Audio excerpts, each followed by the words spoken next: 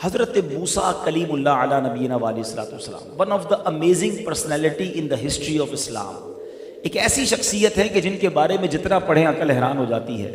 سب سے زیادہ قرآن کریم میں جس نبی کا ذکر ہے وہ حضرت موسیٰ علی نبینا علیہ الصلوۃ والسلام. آپ کی ولادت سے پہلے کا سینیریو کیا تھا ذرا سمجھیے گا حالات کو. مصر کی زرزمین میں فرعون کا غلبہ تھا. کفر و سرکشی اور اس کا تکبر انتہا کو پہنچ چکا تھا اور اس نے خدائی کا دعویٰ کر دیا تھا کہ اس کو کسی نے بتایا تھا ایک خواب کی تعبیر میں کہ کوئی ایک بچہ ایسا پیدا ہوگا جو تمہاری ہی سلطنت میں سے ہوگا اور وہ تمہیں ہلاک کر دے گا, تمہیں برباد کر دے گا اور اب تمہارے مصر پر قبضہ کر لے گا. حکم جاری کر دیا کہ بنی اسرائیل میں جو بھی لڑکا پیدا ہوگا اس کو قتل کر دیا جائے. اب وہ لڑکوں کو قتل کرنے لگا اور یہاں تک کہ کئی لاکھ بچے قتل ہو گئے. اب اس کے وزیروں نے آ کر اسے بتایا کہ اگر اسی اسپیڈ سے بچے قتل ہوتے رہے, اوپر بوڑھے مر رہے ہیں, نیچے بچے تم آگے بڑھنے نہیں دے رہے, تو آگے جا کے نظام حکومت کیسے چلے گا؟ ہمارا خادم کہاں سے آئے گا؟ نظام کام کرنے والے لوگ کہاں سے آئیں گے؟ تو پھر اس بے وقوف آدمی نے یہ حکم جاری کیا کہ 1 سال لڑکے قتل کیے جائیں, 1 سال کے لیے چھوڑ دیے جائیں. تو جس سال بچوں کو چھوڑ دیا گیا اس سال حضرت ہارون علیہ السلام پیدا ہوئے, مگر جو قتل کرنے کا سال تھا اس میں حضرت موسیٰ علی نبینا علیہ الصلوۃ والسلام کی ولادت ہوئی.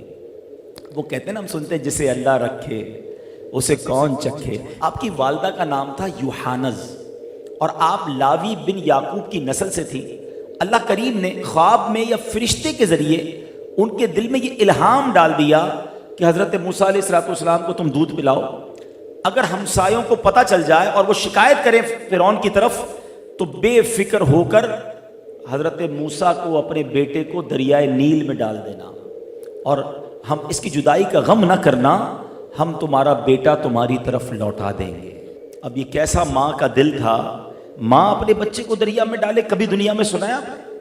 مگر اللہ کی وہ بندی کیسی ہے, رب پر بھروسہ کیسا ہے, اللہ کے وعدوں پر یقین کیسا ہے. اب جب یہ بات پھیلنے کا خوف ہو گیا تو حضرت موسیٰ علیہ الصلوۃ والسلام کی ماں نے ایک صندوق میں اپنا چاند جیسا بیٹا جو ہے وہ دریائے نیل کے حوالے کیا. مگر آپ کی ایک بیٹی بھی تھی, آپ نے کہا بیٹا دریا کے ساتھ ساتھ چلتی رہنا, دیکھ رہا تو صحیح میرا لال کدھر جاتا ہے, یہ صندوق کدھر جاتا ہے. حضرت موسیٰ کی بہن دریائے نیل کے ساتھ چلتی جا رہی ہیں اور جب یہ دریائے نیل والا صندوق فرعون کے محل کے قریب گیا اور وہاں دیکھا فرعون بھی بیٹھا ہے, اس کی زوجہ آسیہ بھی بیٹھی ہیں اور انہوں نے وہ صندوق اٹھا لیا ہے, تو ڈر کے مارے ماں کو آ کر بتایا کہ ماں غضب ہو گیا, جس ظالم سے بچے کو بچا رہے تھے, جس ظالم سے بچنے کے لیے دریا میں ڈالا تھا, یہ صندوق تو ادھر ہی پہنچ گیا ہے. مگر ماں کو بھروسہ تھا کہ رب نے فرمایا ہے یہ بچہ واپس لوٹے گا. اللہ اکبر, صندوق کھولا جاتا ہے, نورانی چہرہ ہے. فرعون پہلے تو بہت خوش ہوا, مگر اب کیا کہتا ہے, کہیں یہ وہی لڑکا تو نہیں جو مجھے قتل کر دے گا,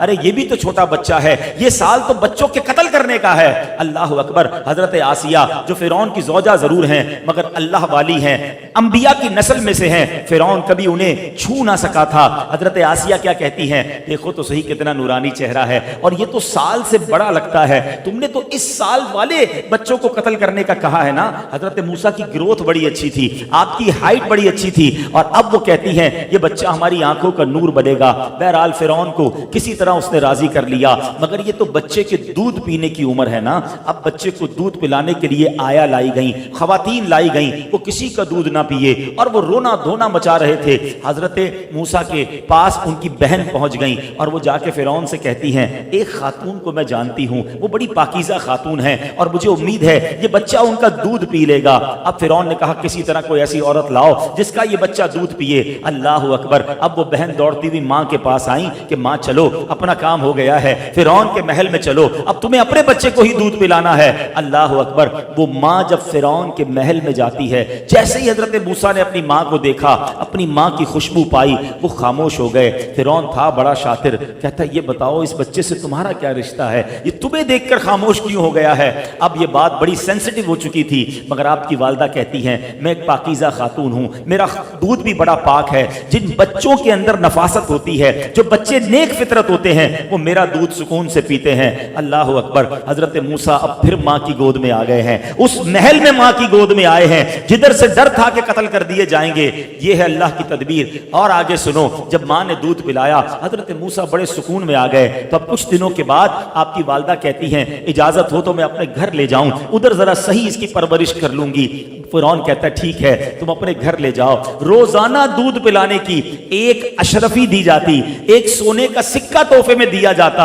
اللہ کی شان دیکھو کہ جس ظالم سے بچنے کے لیے اس خوف سے دریائے نیل میں ڈالا گیا تھا، اللہ نے ماں کی گود میں بچہ واپس بھی عطا فرمایا، اور ماں اپنے بچے کو دودھ پلا رہی ہے۔ روز بادشاہ کی طرف سے انعام بھی ملنا شروع ہو گیا۔